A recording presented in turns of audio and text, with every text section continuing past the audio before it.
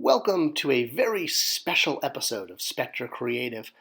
I'm Toy Guru Neitlich. I have been blessed with an amazing career in the toy industry, and to say I am thankful to every company that's employed me is an understatement, because it has been a dream job to get to work in the toy industry, because unlike a lot of folks, I'm also a collector. Here's a picture of my office.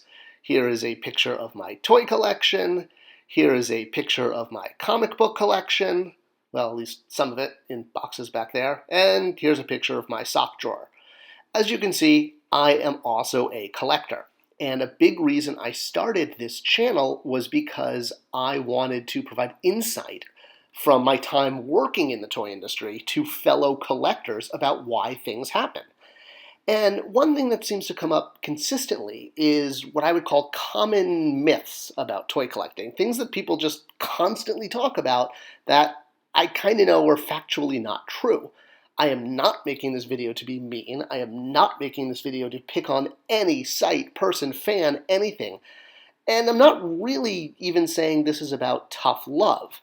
What I'm really saying is I want to go over these issues because it's kind of a bit more of a reality check. I want to provide information just so people understand why these things happen.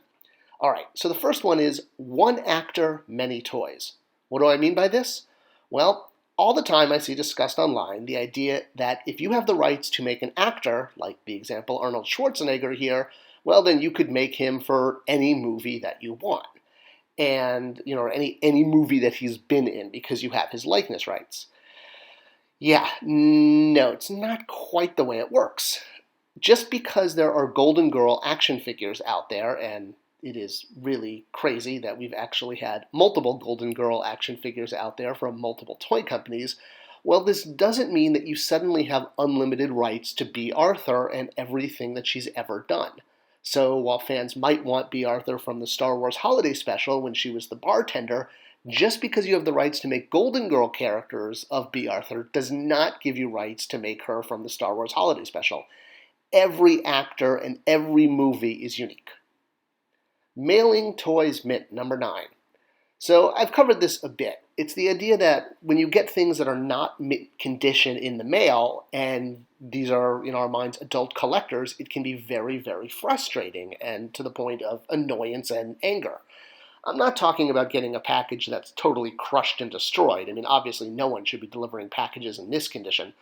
But companies like Amazon, like Walmart, a large company that offers items, and usually, free shipping is available with certain prices or services, we all tend to want it good, fast, and cheap. And you can't have it that way. It's just not possible. You can usually have 2 out of the 3. It's just the way the business world works. If you want something delivered mint, you can go to a company like Entertainment Earth that has a mint condition guarantee, but you're going to pay a little bit more for that. The expectation versus reality that all companies should ship things mint is just, it's not, their goal is to get you the product. Whether or not it shows up mint, not so much. Number 8, the toy aisle is for collectors. All right, I know, take a drink. I'm doing the whole 80% thing again. I know, I should probably retire this and find some kind of new way of explaining it. But as I've noted in a few videos, 80% of all toys are to kids.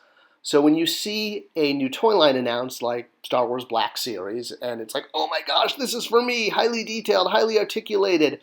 Yeah, it's awesome that we're buying this as adults and as collectors, but the toy aisle is for kids. Well, more so, it's for adults who buy toys for kids, adults being the gift givers or the gateway to purchase. Collectors are such a tiny, tiny fraction of the overall toy market, let alone the action figure market. The problem is the internet makes us so loud that 28 people can post thousands of posts, and it makes it seem like there's more of us. Number 7, if it's shown, it must be released. So this was a personal policy I created when I was working at Mattel, that if we showed a toy to fans, I felt that we should be committed to finding a way to get it out, even if it meant, jiggering the rules and doing things as, burning the midnight oil. For example, Strobo in the Masters of the Universe Classics line came with this cool ray gun, which turned out we could not afford when the tooling bill came, and we had to cut it from the figure, but it had been shown. So we found a way to get it out by including it in a weapons pack, an accessories pack that came out like a year later or something like that. I don't remember the exact timeline. But the point is, it was shown and I wanted to get it out. But this is not a rule. This was just a policy I created for myself and the lines that I oversaw. As an example, the Enterprise figures that came out a couple years ago, I think this was Art Asylum, there was a deluxe line where they all came with pieces of a bridge playset. And if you bought all of the figures, you could construct the bridge.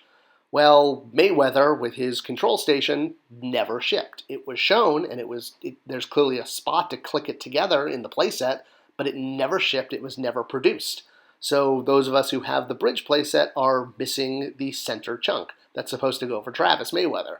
And, it's probably never going to get made. But it was shown, and it's frustrating, but a toy company is not legally obligated to put this out. Another example is the Darth Vader funeral pyre that was shown at San Diego Comic-Con but never released. I still want this toy, Hasbro. Make it happen. Yeah, it's frustrating. Number 6, retail can handle MOQ. All right, so this came up from a couple videos I've done recently about the Thunder Tank, noting how expensive it is to buy it from Super 7. And that's because of the low number of units they're making, which is probably below the vendor, the manufacturing factory's minimum order quantity. They want to try to provide these for Thundercats fans, but overall, Thundercats is a much smaller fan base than, say, something like Transformers or Star Wars.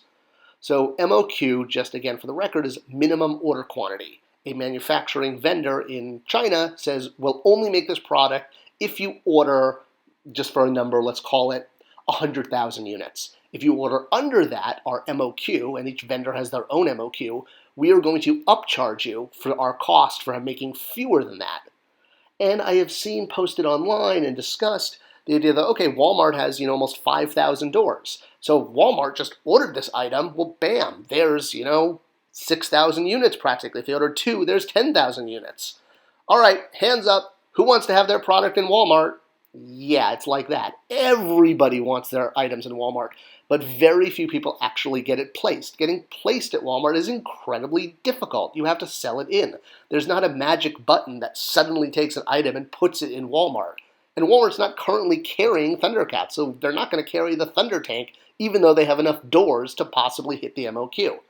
This is one of those cases where the argument is just not valid. Walmart cannot just take an item and they're not going to. It doesn't work that way. It takes years. Number 5, fix it afterwards. So the idea that you get an item or an item is shown, and after it is shown to the public, that after we sign a petition and we scream about it online and we post and we make YouTube videos and TikTok videos, that we can quote unquote convince the toy company to change it. I have seen this happen. It does happen on the very rare occasion. The Firestorm figure from DCU Classics Wave 2 that I worked on was a good example. The Horsemen got a lot of feedback, and they actually took it upon themselves in their own time to change the sculpt. Mattel didn't pay them to change the sculpt, they did, because they wanted to appease the fans, and there was a lot of feedback about the screaming head on Ronnie. Now, package changes can happen a little easier because it's much easier to change a graphical file than it is a produced toy that's already either been tooled or molded.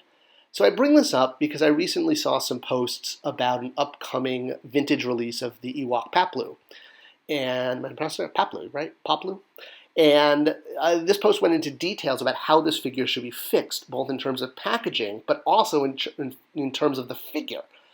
If a figure is already shown, it's really past the point of no return that changes can be made. So doing these kind of posts and saying it should be changed this way and that, and these legs, I think some of the impetus behind this comes from fans feeling that, they convinced Hasbro not to release Darth Raven in the vintage collection because it was an older mold. Well, I kind of hate to burst the balloon on this one, but the reason that Darth Raven was not released in the vintage collection was not because of fan outcry that it was an older mold. The reality is, and I actually have this from multiple sources, Hasbro kind of forgot. They had a switchover in employees and brand managers, and the new team just did not realize he was on the line list, and literally they forgot to produce him. That's why he didn't wind up. It was not because fans were petitioning for him to be changed. Number 4, exclusives are a bad thing. So we all know what exclusives are, right? They're toys, product that is only sold at one retailer, usually with the idea that you're going to go to that retailer to specifically look for this item. And this can be kid items, collector items, it can even be non-toy items like t-shirts. There's also items that are only sold by one retailer, period, versus having a window like Walmart had with Masters of the Universe Origins, where they got first shot, or Ringside Toys only has certain items. In the industry, this is actually called a customized program. It's not called an exclusive. And customized programs in toys are not there to piss off the consumer. They are a bargaining chip between the manufacturer, like Mattel, Hasbro, Spin Master, Jada, Jax, and the retailer. They are a bargain. We, toy maker, will give you an exclusive item, and in return, the retailer agrees to take the main line of items. That's how it works. Number 3, planograms can be changed to accommodate toys.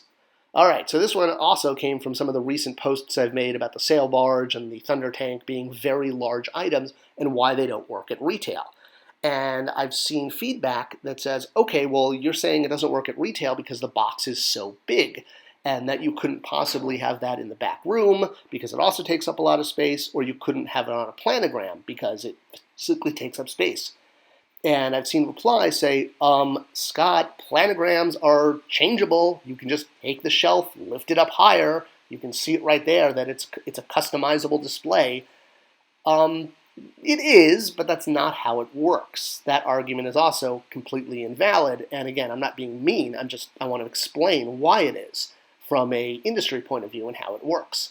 So planograms are created way in advance, like years in advance, and everything is calculated where it's going to be, how many turns, meaning how many units have to sell in order to justify how much space it gets.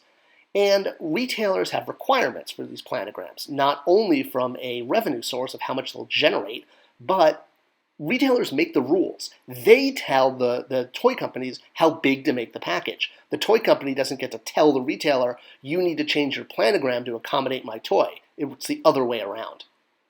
All right, number 2, collectors deserve a toy. So this one, I've been seeing this one for years, and I'm not saying I'm not guilty of it too. I always feel like, we deserve to have a full collection or a full team. It stinks when you're missing out on that last piece of the Enterprise bridge. Well, I will kind of burst a little bubble that it's really more seen from the manufacturer standpoint as customer loyalty. Yeah, we all want our Brie Tonica action figure, and for years we've been asking for this. She's not accessible for a variety of reasons. You can see the full video here about that, but I've brought this up in multiple meetings at multiple companies, and honestly the reply I constantly get is, hey, collectors are lucky we're making anything at all. All right, number 1. I saw it in a toy store, so that's proof it works.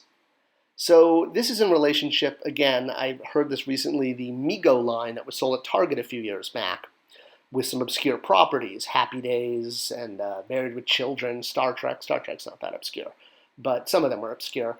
That the fact that this hung at Target and was sold at Target is proof in the pudding that they should be able to take things like the Thunder Tank.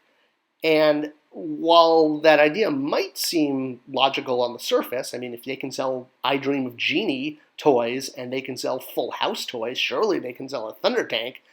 Well, the answer to this direct question or this comment is you have to look at product being evergreen, meaning that it's not just there one year, but it's there year after year after year. Transformers has been in the toy aisle for 30 years plus, Star Wars, other brands like that. Or that it has a second season, which means it lasts through a planogram switchover, which happens in February and August. If a product does not last to a second season, let alone being evergreen, well, yeah, the Mego figures were on clearance pretty quick. They didn't work. The fact that they weren't continually sold, you can't use them then as an argument that they're proof that something like the Thunder Tank should work. Because if Mego worked, Mego didn't work. It was on clearance. It barely lasted one season. So it's not a good example to use of why the Thunder Tank should be skewed at Target. Again, your argument is invalid, unfortunately, when you use this kind of comparison. You have to compare it to something evergreen like Transformers. All right, so those are the top issues that I've seen pop up. What did I miss? Are there other issues you'd like me to address? I can always do a follow-up. let me know because I comment back on every comment. And if you want to subscribe and you want to like this channel, that is incredibly appreciated because it tells YouTube to share it with other people. And this channel is all about sharing toy information, not being mean. No one's trying to be mean. All right, love you guys. Talk to you next time.